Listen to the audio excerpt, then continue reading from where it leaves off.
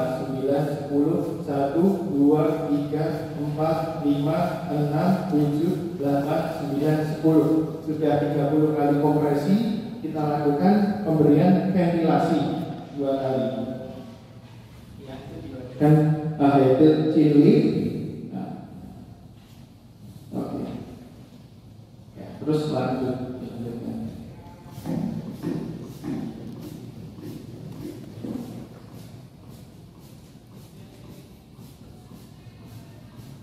Nah, sudah 30 diberikan lagi. Nah, itu kita lakukan terus selama 5 siklus atau selama 2 menit. Setelah itu selesai, kita lakukan cek nadi ulang.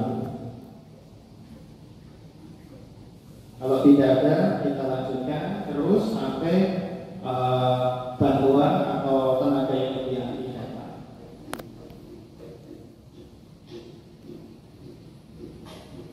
Nah, ini contohnya video. Akhirnya kan tenaga yang lebih ahli datang ini membawa defibrilator atau AED. Nah, nanti akan diambil alih.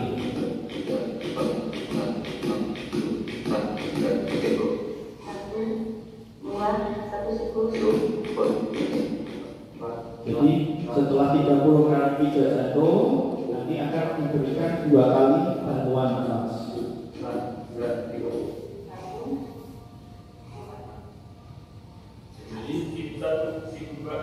Ya, ini setelah 5 siklus kita akan cek nadi ulangnya. Nah, kenapa kita lakukan bergantian? Karena yang melakukan kompresi pasti lebih capek daripada yang memberikan ventilasi. Oke, ya itu videonya. Ini misalnya kita sudah menemukan misalnya ada nadi. Nah, lalu kita posisikan tadi ke posisi mantap. Dicontohkan.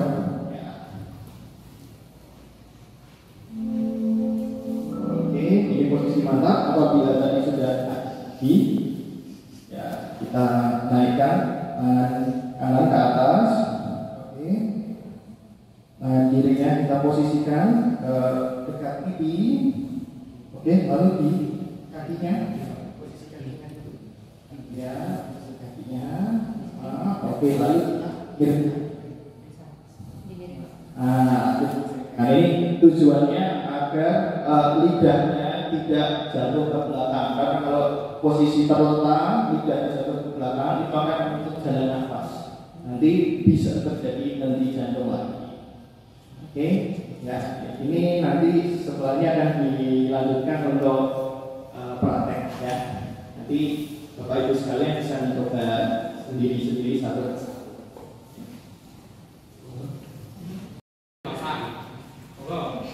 Jadi berdua sama siapa? Tiba-tiba nggak saja nih. Kasih juga.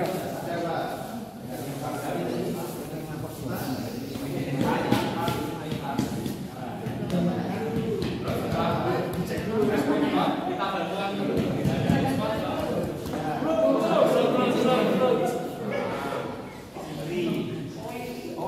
Sadar nih, saya yakin nggak sadar. Kita panggil, kita tolong dulu kan kita tolongnya sendiri. Tolong bisa lihat.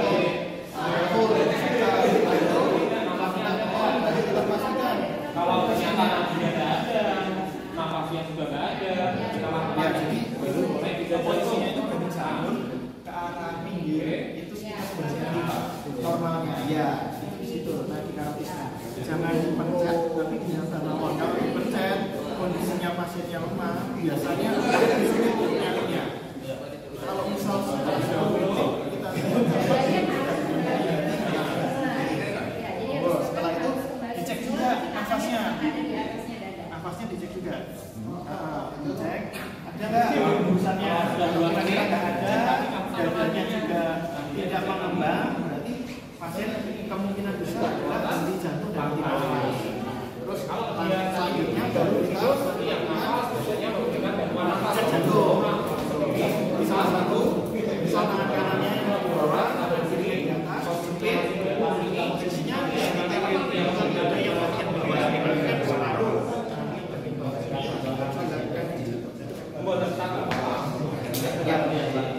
Ini kan di atasnya sini. Tapi kalau enggak, langsung gitu ya kan kita sekarang sudah posisinya jangan sampai menepis. kalau yang kayak contoh dua kan bisa dulu. Jadi bebannya tidak. Satu, dua, tiga, empat. Nah, kalau melukis itu dia biasanya seperti ini aja. Satu, dua, tiga, empat, lima, Kita di sini. delapan, sembilan.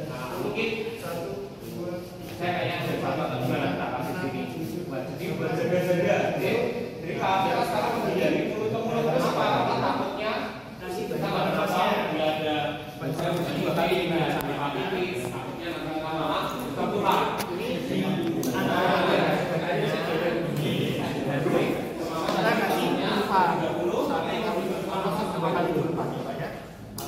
Sambil lihat Satu, dua, beda bisa lanjut lagi. iya Sampai menengah dan kanan 5 kali atau 5 kali besok dia tutup jalan sama ya atau penolakan nanti ditenagakan kalau kan ekonomis kita harus rapat masuk dalam masuk ini ya tidak ada celah ya udah yang kita masukkan semuanya masuk ke jadi korban keluarga kita ngasih waktu membangga iya bisa masukkan kita jadi bagiannya mengembang kemudian setelah 2 kali kemudian lakukan lagi sampai bantuannya nanti kami jajakan biar nggak capek lepaskan saja beban tubuh kita beban badan kita lepas ini dengan kesadarannya kanan kalau timbal sampai baiknya ada kanan pasien kanan pasien apa korban jadi itu pak kita